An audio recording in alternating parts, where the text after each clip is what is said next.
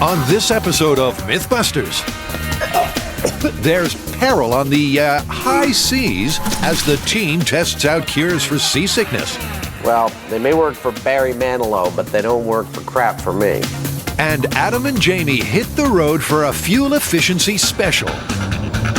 That's it. I just petered out. Plus, the MythBusters star in their very own cartoon, featuring shotgun shenanigans. This time we're going for total annihilation. Can shoving your finger into a gun barrel really save your life? Who are the MythBusters? Adam Savage, Jamie Heineman, This is gonna kill you. Tori Balaci, Very excited about this. Carrie Byron, Look, he cracked into his skull. and Grant Imahara. Don't say anything. Between them, over 50 years of special effects experience. That's what I'm talking about! They don't just tell the myths, they put them to the test.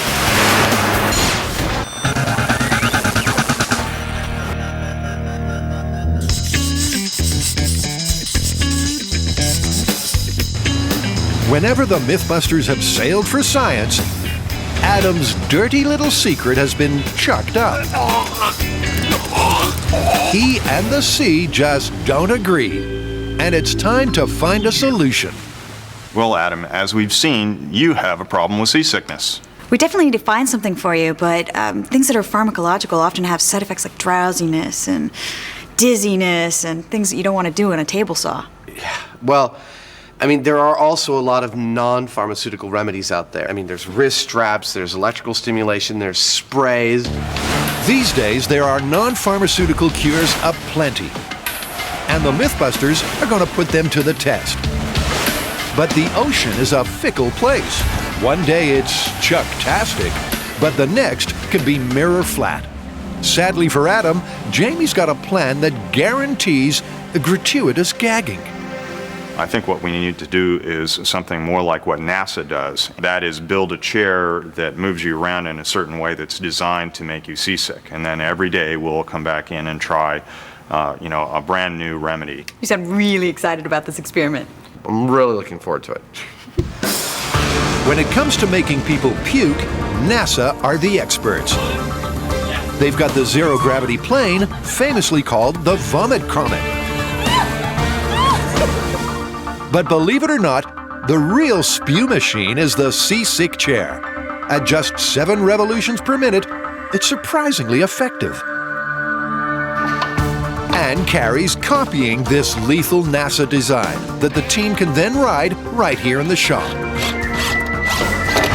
In essence, my seasickness simulator consists of a platform that rotates with a chair mounted to it, and it's going to have a headpiece that's going to basically have a guide for you to move your head like this to induce nausea. It's this head guide combined with the chair's rotating action that could throw up some results. But why exactly do people get seasick? Well, Adam, you're not alone in getting motion sickness.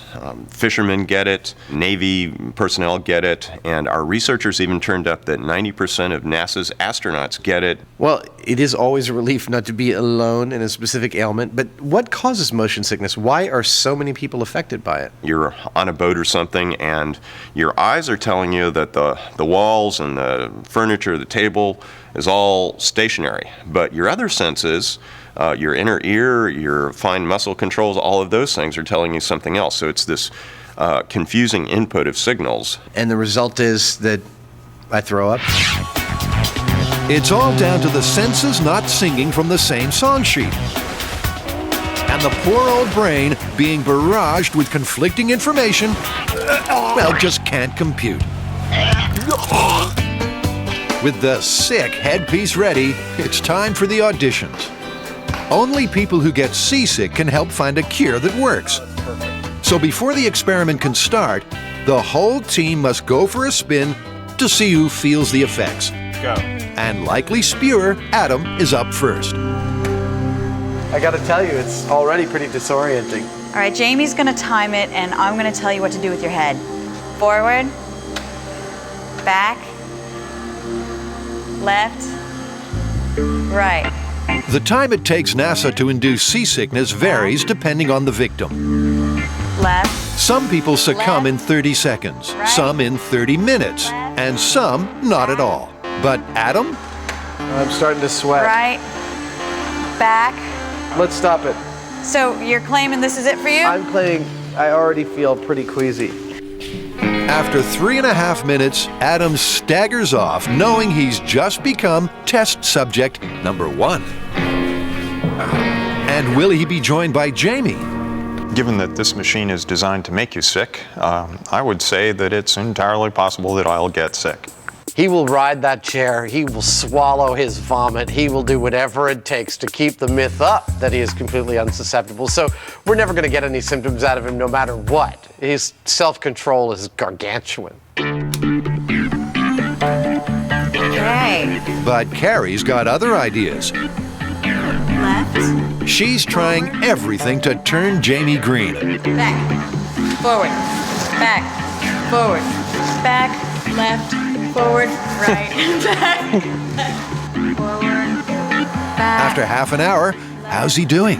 I'm kind of like bored a little bit. He's just a little too amused with this. It's starting to piss me off. That's it. You made it. With Sea Dog Jamie as fit as a fiddle, Adam's still waiting for a barf buddy. Sorry. But worryingly for him, neither Carrie nor Tori This is fun. I could do this all day. succumb to the chair. See. Grant! That just leaves Grant. We've got a plan for you. Forward. Back. Forward. It's an evil plan that soon seems to be working. I feel Back. something coming up in my throat, but Forward. I'm not Back. in any immediate danger of spewing. Forward. No? Thing. Well, Left. 10 minutes later, that all changes.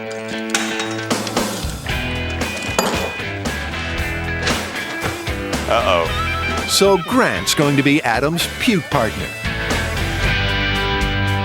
But before the clinical trials can begin, the team is going to hit the road with another myth.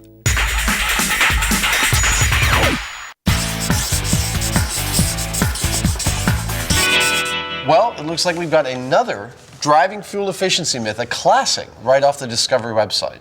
Yeah, it looks like we've got to do another driving marathon, huh? This time, the myth is that driving your pickup truck with the tailgate down gives you better fuel efficiency than driving with it up.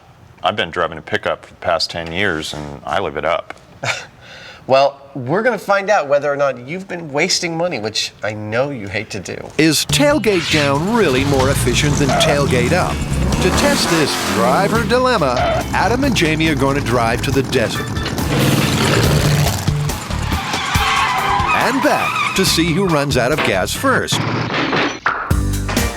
The MythBusters have acquired 2 identical new pickups. Check out your Each mileage. vehicle has done the same mileage, has the same tire pressure, 35. will be carrying the same weight, Hey! Whoa. 226.8. 226.8. You really had to go. and to ensure equal fuel consumption, Grant has even devised a set of driving rules.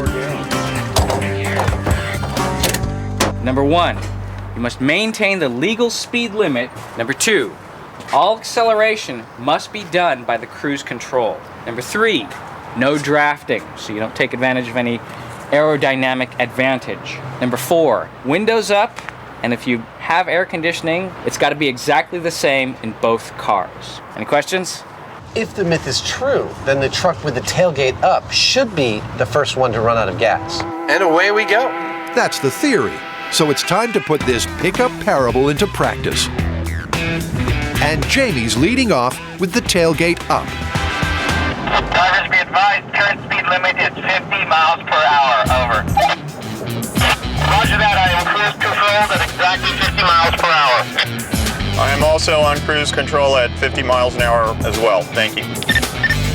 The MythBusters are in for the long haul. These pickups are filled to the brim. That's over 30 gallons. It's going to be a hell of a trip.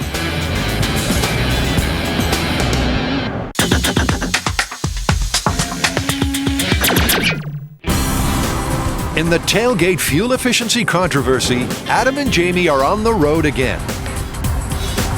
We copy that, Red Leader. Decelerating to 60 miles per hour. So far, there's no discernible difference in gas consumption, but they're only 150 miles out of San Fran. There's time yet for another myth.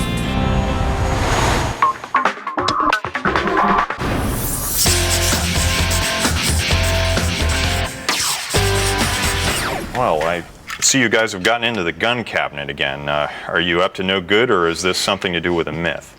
Well, we've chosen quite a fun project. It's an old classic from the sci-fis, the movies, and definitely cartoons. It's the finger in the barrel. The idea is that if somebody points a gun at you, you can take your finger and stick it right in the barrel. When they pull the trigger, your hand will be magically saved, the gun will explode and injure or possibly kill the shooter. Well, guns, cartoons, maybe some big bangs. Sounds like fun. It's a cartoon classic. Who are the Myth-Toons? Hunter Heineman. Quack, damn you. And Savage Squirrel. Am I missing an eyebrow? Our sharpshooter is on the warpath, stalking a snack-happy squirrel. But the ginger rodent has a life-saving trick up his sleeve. Faced with certain death, he plugs the barrel. And the hunter's plans literally backfire. But is this loony myth constrained to cartoons, or does it really happen?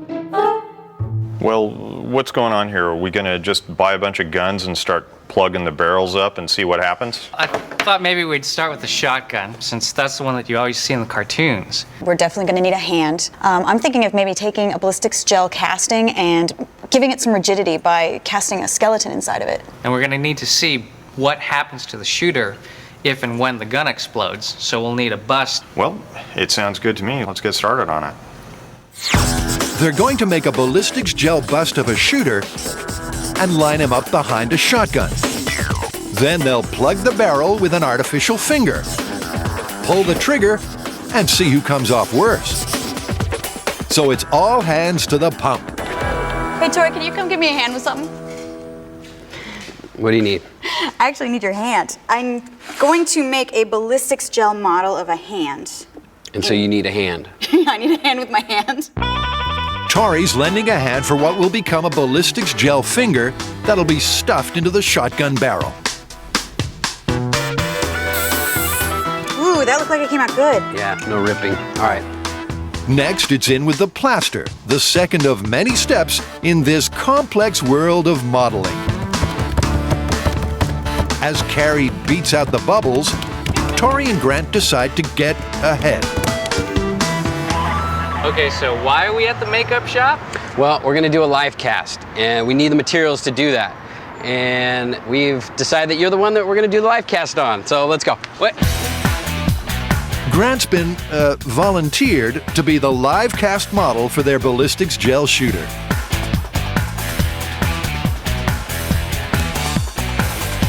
How you doing? Hi, guys. I'm Tori. Joe Quartz. Nice Grant. to meet you. Nice to meet you. All right, we need to do a live cast of Grant, and he doesn't want to shave his head for some reason. No problem. We use a bald pate for that. It'll completely cover up your head. Great. All your hair is spared. Start from the back. Yeah, there you go. Dude. What do you think? Pull It's a down. good look, right? Yeah. Can he wear this out? Yeah. Can I borrow this for the weekend? Now you. Oh. There goes the mustache. Yeah. Okay. So when you're ready to cast, what you want to do is go all the Olympic way down. swimmer.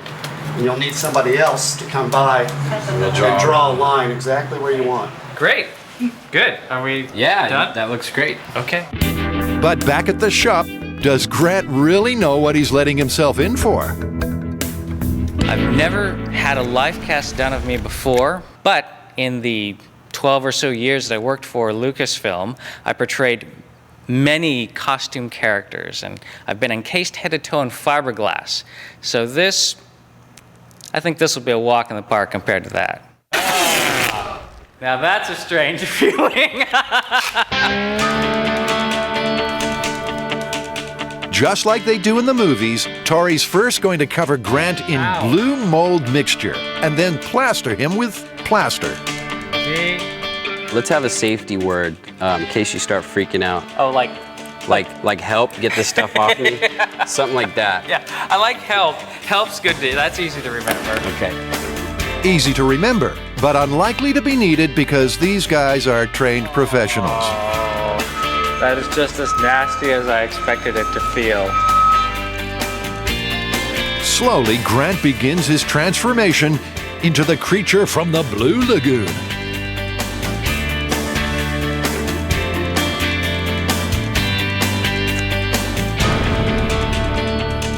How you doing, little buddy? I'm not sure I understand that. If you're okay, I want you to grunt twice. I think he's all right.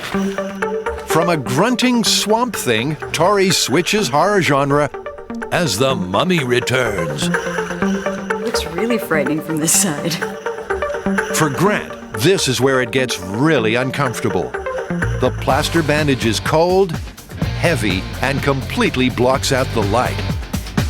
And with one of the straws fallen out of his nose, it's here where panic can really set in.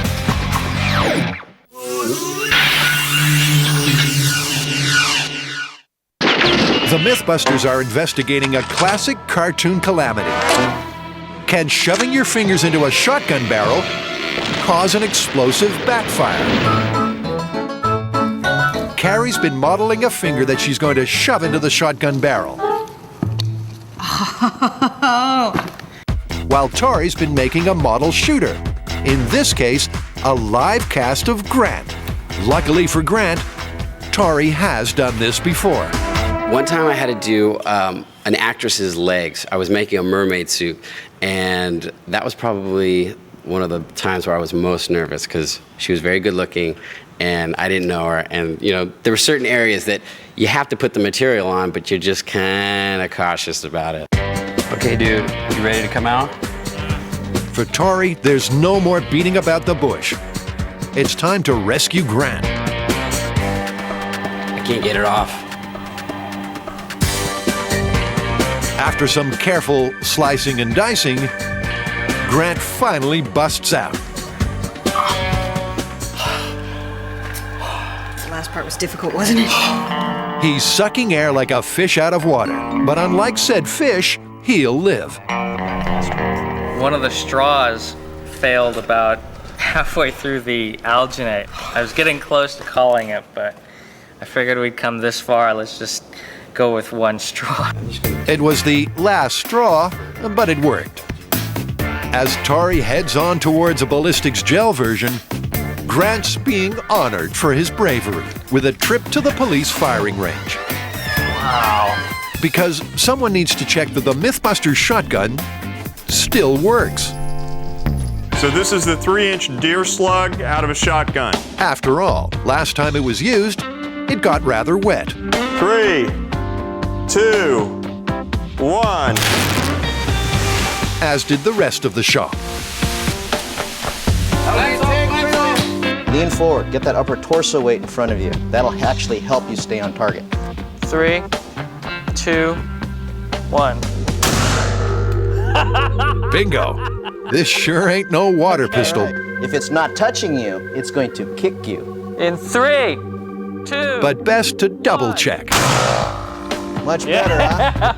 Well, fortunately, Grant soon remembers that he's also here to ask gun expert Alan Normandy what might cause a banana peel explosion. And it's all to do with pressure. Whenever a bullet is being shoved down a barrel, essentially, it's being shoved by the expanding gas. So as the gunpowder burns, the gases expand. Now, if you plug that barrel, now you're not giving the escaping gases anywhere to go. So it's going to go ahead and find some way out. So let's get this straight. When a bullet is fired, a small explosion occurs. As the gas expands, it forces the bullet through and out of the barrel. But if the barrel is sealed shut, the gas has nowhere to escape and the pressure can build until the gun ruptures. We need to test this at MythBusters. What do you think is going to happen when we take our ballistics gel finger and put that in the barrel of a 12-gauge shotgun? I don't think you can create a sufficient seal to contain the pressure just with a gelatin finger, a chicken finger, or any other kind of finger. To get this myth to work, they're going to need to pull their finger out.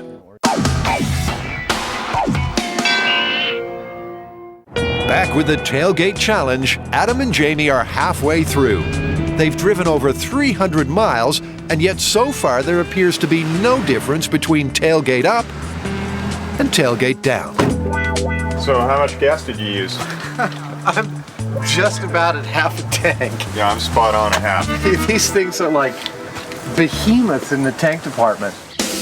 Well, there's something for them to dream about until dawn breaks and they set off once more. If the myth is true, then tailgate up Jamie should run out of gas well before tailgate down Adam. But 8 hours and 200 miles later, there's a surprise in store. I put the key in the vehicle and the fuel gauge needle just doesn't do anything. I'm expecting to start sputtering any second now. And sure enough, a couple of miles further on, that's it, I just petered out. We're about 40 miles outside of San Francisco, just at the Altamont Pass, and I just finally ran out of gas with the tailgate down. As Adam refuels to get home, tailgate up Jamie carries on. Remember that these cars were carbon copies and they were driven in an identical way. Yet, remarkably, tailgate up runs dry nearly 30 miles further down the track. Yeah, it's definitely out. I'm keying it off, over. Because it's another counterintuitive result, Adam and Jamie head back to base to delve deeper. I don't think we're done testing this. I think we have to actually come up with a way to visualize how the air moves around the truck. I'm just not sure how we should do it. Well, rather than build a gigantic wind tunnel, maybe we should do what NASA does and build a water tunnel kind of version in miniature. Yeah, that sounds like a great idea. Thanks to NASA, they're building a donut-shaped tank that'll have water flowing around it, courtesy of an outboard engine. Within the main current will sit a scale model pickup truck. Once it's filled with water, they'll add food dye to the flow and hopefully will visualize the amount of drag created by the tailgate up and the tailgate down. Okay. That ought to make it work fine. But as Jamie adds more and more food dye, the results aren't exactly crystal clear. The dye seems to speed over the truck, regardless of whether the tailgate is up or down. Even on the high speed, it's impossible to see any pattern of turbulence or drag. But what were they hoping for?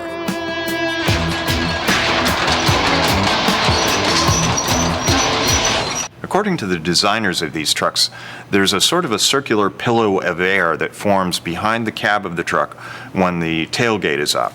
And that is known as a separated bubble, or if you're really nerdy, a locked vortex flow. Now, what that actual bubble is doing is that nice circular motion of slow-moving air is actually keeping the fast-moving air from contacting the truck. It's making it move right over the truck.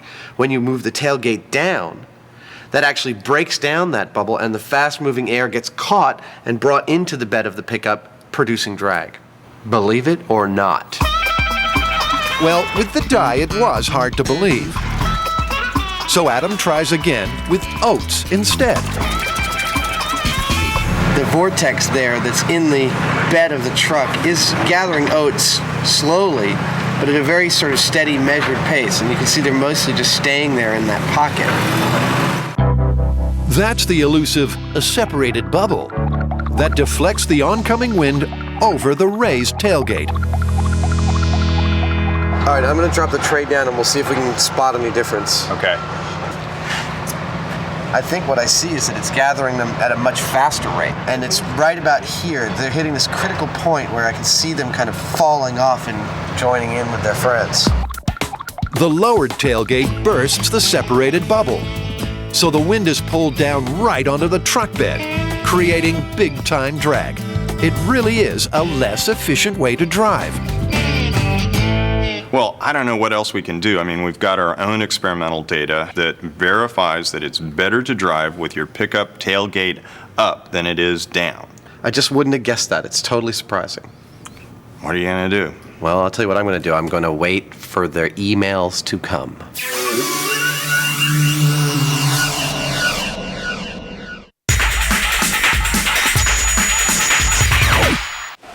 Adam and Grant are putting their lunches on the line as the MythBusters seek a seasickness solution.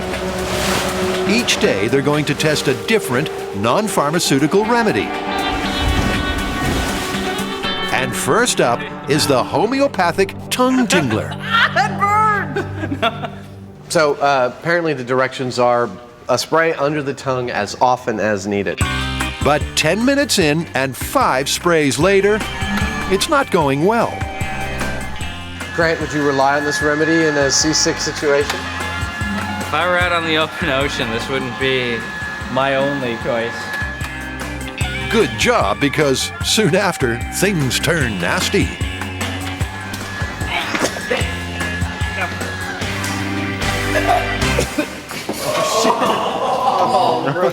There's a bucket in front of me. Well, that remedy doesn't work.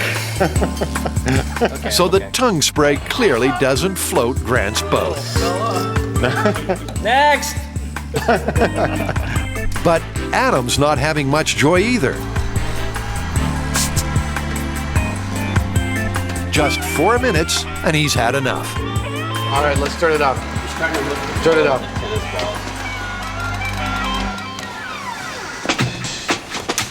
You look a little green. I feel a little green. After the boys make a full recovery, it's trial number 2.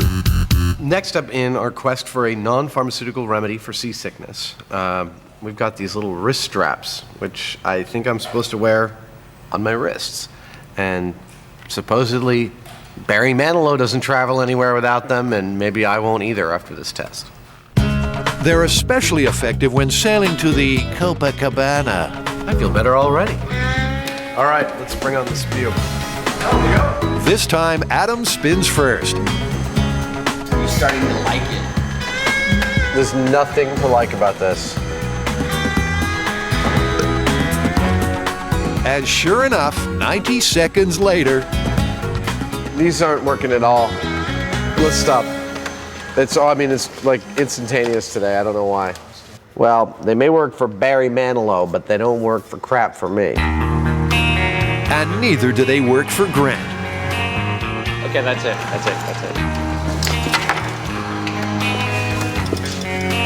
So it's chair 2, remedies zip. A result particularly surprising given that the chair looks so gentle.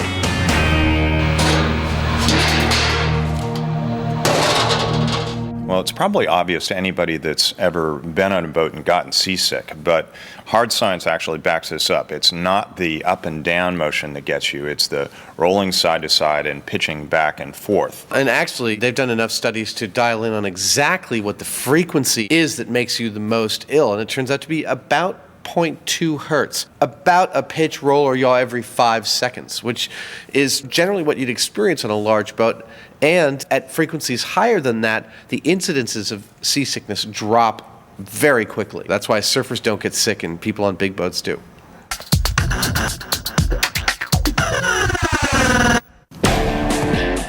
Tori and Carrie have been building model body parts to help test whether shoving your fingers down a gun barrel can save your life. This stuff smells like crap. And they're all set for the ballistics gel. Tori's carefully followed the FBI recipe, which means that their head and hand molds should have the consistency of human flesh. And with the ballistics gel body parts chilling in the fridge, the team turns the heat up on safety.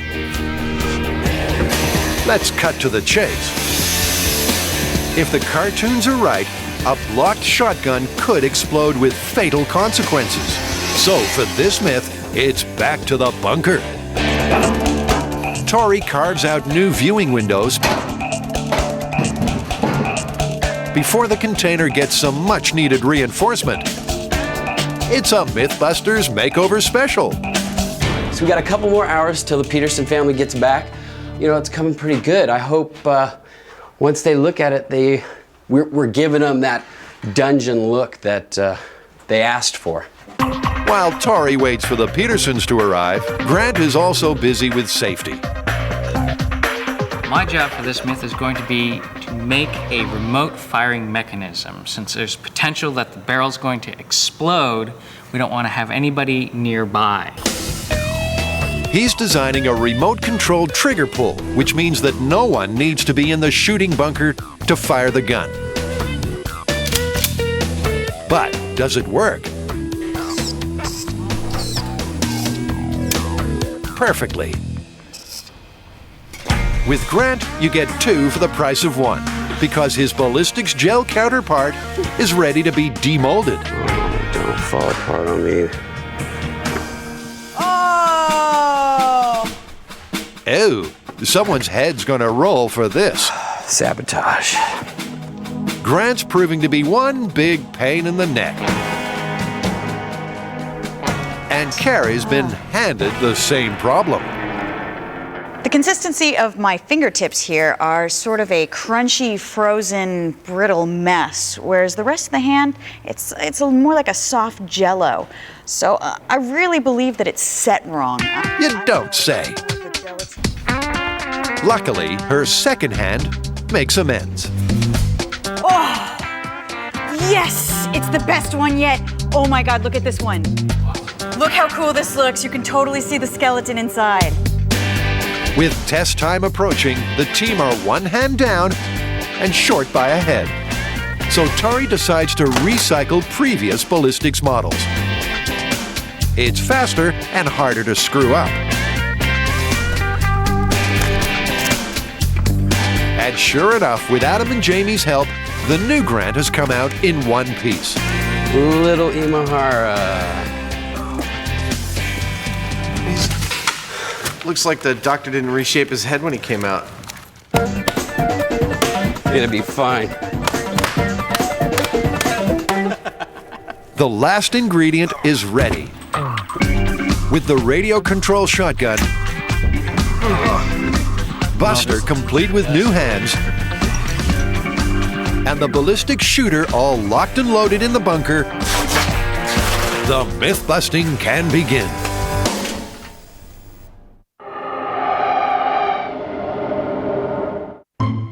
The MythBusters have gone cartoon crazy. Can fingers really stop a shotgun? All the ingredients are ready, so let the firing commence. For the first test, Buster's gel finger is squeezed into the barrel. Please do not try this at home. This is test number 1. Finger in a barrel, ballistics gel finger. Everybody ready?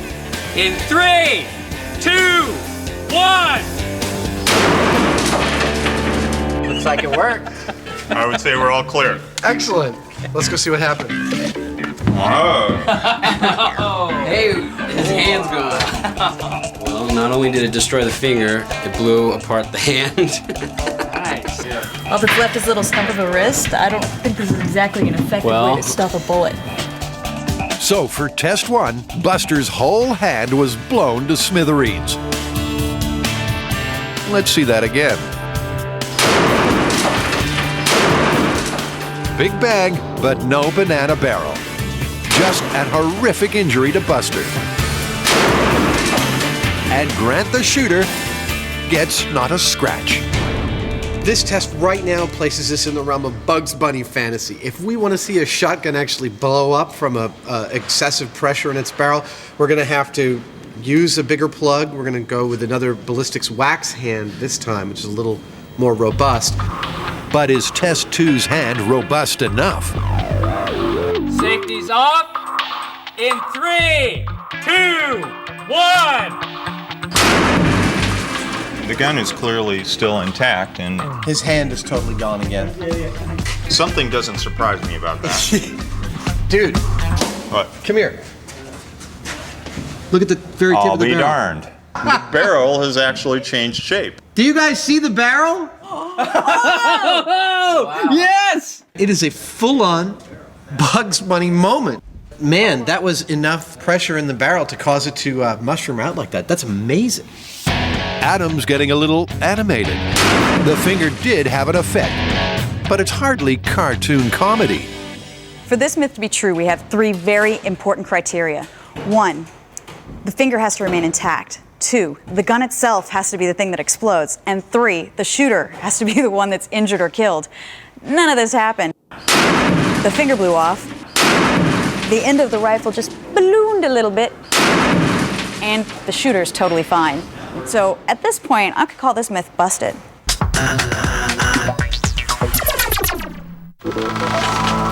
Adam gets seasickness so badly that he vowed to find a solution. So he and Grant have become chuck chums as they test out different cures. But they're avoiding regular medicine because they want a remedy that is side effect free. And today, it's ginger pills. So you took your ginger tablets an hour ago. I did? You're all set to go? Yeah. The roots of ginger have been used by Far Eastern sailors for centuries. And for Adam, ginger seems to be working. Are you feeling any signs of nausea? No. Nothing? Hey, maybe this one works. It seems ginger has made Adam impervious to nausea. Even the sickening whiff of Carrie's sneakers has no effect. I mean, at this point, I'm trying to think of things that are sickening, like when you throw up and you can taste it in your nose and you've got to blow it out of your nose, that kind of stuff. Still not doing anything.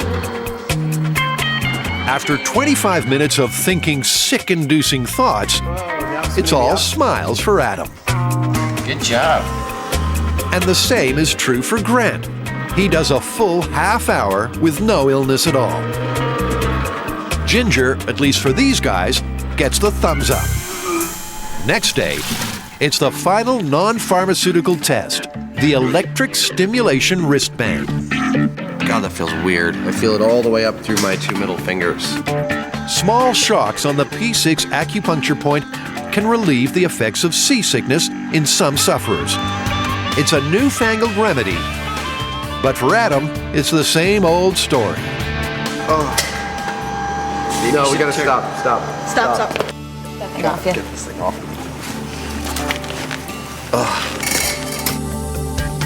Grant, too, feels little effect. Turning the band down. So with 4 tests down, how are the test subjects getting on? I think about the chair on the drive to work and I feel a little nauseous.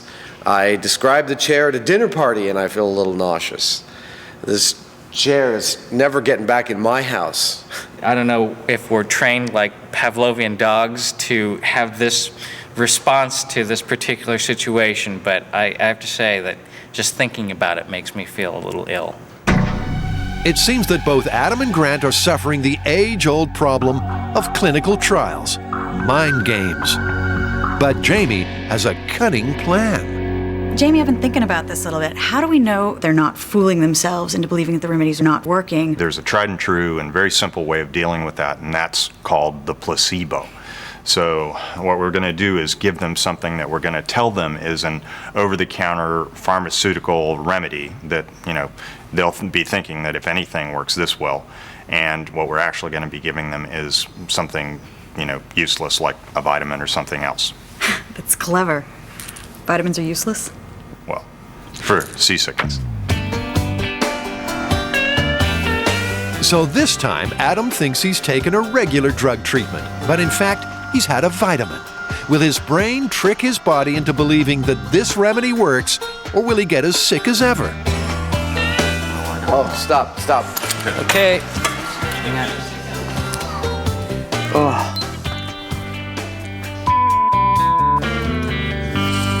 I hate this chair. Well, you're looking at 3 minutes and 35 seconds. No psychological effects with Adam. What you see is what you get. But Grant, Spin me, baby. 20 minutes in, and it's this point that Grant usually begs for mercy. But not today. This is among the most effective, if not the most effective, remedy that I've had so far. Remember that Grant thinks he's taken a medicinal cure, but in fact he's had vitamin B12, which has no effect on motion sickness.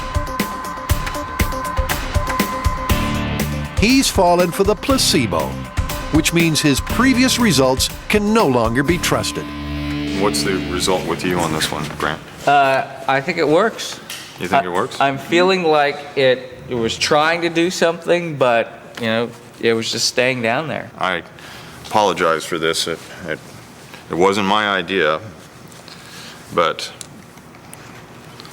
what you just took was B12.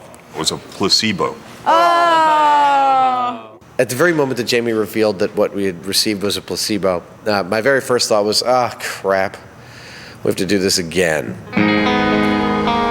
But only once more, today with the real medicinal drug. And sure enough, it works. I can definitely feel the pharmaceuticals in my body, and I can feel how they're not quite holding back all the sick feelings. They're just holding back enough that, you know, I'm functional. Although not that functional. Sorry, I actually just fell asleep there for a second. And Grant, after 15 minutes, there's no nausea. But like Adam, he's feeling the sleepy side effects of the drug. We'll see. Right now, though I feel pretty good, I don't feel very competent to operate heavy machinery or have, you know, be in a life-threatening situation. Lethargy and drowsiness have no place in the myth-busting game. Seasickness has been a real problem for Adam. But will that still be the case? After 6 stomach-churning tests, the results are in. Well, it looks like the pharmaceutical remedy definitely worked on both of you, but you both look a little loopy. I don't think this is going to be the best working condition. No? No. No. So did we find a non-pharmaceutical remedy that'll work for either of you that's not going to leave you looking like you guys do? I think the only thing that really worked without any, you know, major side effects was a ginger pill. Next time I go out on a boat, I'm definitely taking those. I mean, this is a really hard thing to test. I mean, seasickness is very individual, but I think that we can pretty much say ginger pills are plausible. I would agree.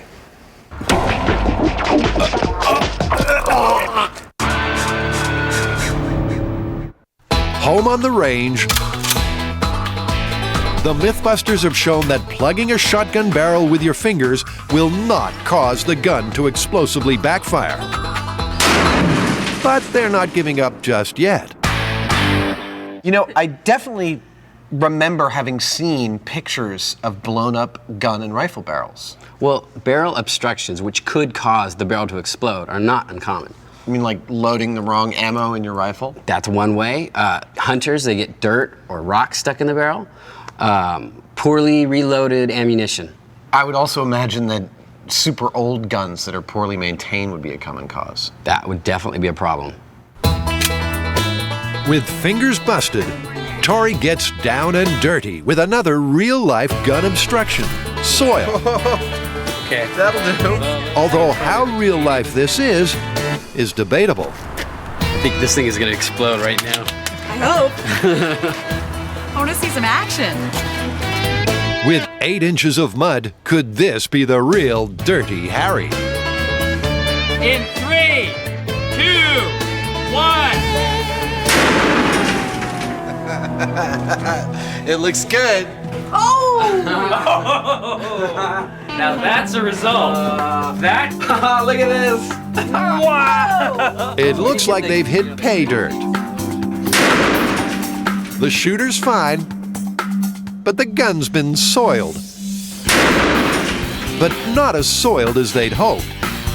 There's some peeling back, but to get the cartoon banana, they're going to have to go for broke. The last thing we're going to try is jamming a piece of steel, solid steel, into the barrel and welding around the edge. And I think that's going to give us what we want to see. So they're abandoning real-life scenarios as they prepare to ram a steel spike into the gun. And this time, they're making sure it's sealed completely shut. I've put some pretty strange things in the toilet before, but never had to cool the nozzle of a gun that's just been welded shut. In keeping with the MythBusters ethos, we have tested the myth, we have busted the myth, and now we're going to see if we can prove the circumstances. We've plugged the barrel with a steel spike that we've welded into the end of the barrel. If anything will make it split like a banana and blow up in the operator's face, it's this. No one in their right mind would fire a rifle in this configuration. Please leave this one to the experts. This time we're going for total annihilation. In 3, 2, 1! Yeah! Something happened. Something happened, but it was no banana-ing. The gun simply shot the welded spike straight out. Yeah, but this isn't gonna make the cartoon hunter's face turn black and burn his hair off. No, dirt was more interesting than a steel plug. Granted, we didn't get something dramatic here, but I think this is the most interesting result because effectively the gun contained the explosion. That it did. It seems that modern shotguns are just too strong for this myth. They're manufactured to withstand banana peeling. But before busting the myth completely, Jamie has one last trick up his sleeve: a squib load in a high-powered rifle. A squib load is a round that has so little gunpowder that it fails to exit the barrel. If left uncleared, the next bullet can have disastrous consequences. And disastrous consequences is what this team thrives on. Jamie's making a MythBusters squib load. He's carefully removed the metal slug from the round and is safely hammering it into the end of their Carcano rifle. Do not try this at home. That ought to do it. Well, there's your problem. Grant's remote control doesn't fit the new gun, so they're going with the old-fashioned method. Carcano rifle, squib load, in 3, 2, 1. Woo! That sounded fun. That was no misfire. No misfire, but was there a banana backfire? Shooter's still intact. Hey! Oh. No, that looks pretty good at the end. What happened to the barrel? Oh, you got a little bulge. Huh. It definitely bulged it out. It wasn't exactly the banana peel thing that we're looking for, which seems so hard to achieve. So hard, it's surely impossible. Even the squib load refused to blow. So can anything cause the banana ring? I don't want to count our chickens before they hatch, but I think we may end up revisiting this one. A revisit may indeed beckon. But for now, that's all, folks. You know, it's funny, no matter how long I do this, I never cease to be amazed that there's an element of truth in everything we test. The fact that a finger in a barrel can provide enough blockage to make the barrel blow out, I mean, it's steel, your finger's flesh. I would not have called that. It caught me by surprise. Yeah, but the finger got blown off of both of the hands. Both hands got blown off. But we still didn't get that effect that we're looking for, the banana peeling of the barrel. And the shooter was never damaged or covered with powder burns or anything. The whole idea of this myth, that you could stick your finger in a barrel, remain undamaged while the barrel blew up and the shooter was covered with gunpowder, absolutely busted. I'll agree with you. Remember, don't try this unless you're a cartoon.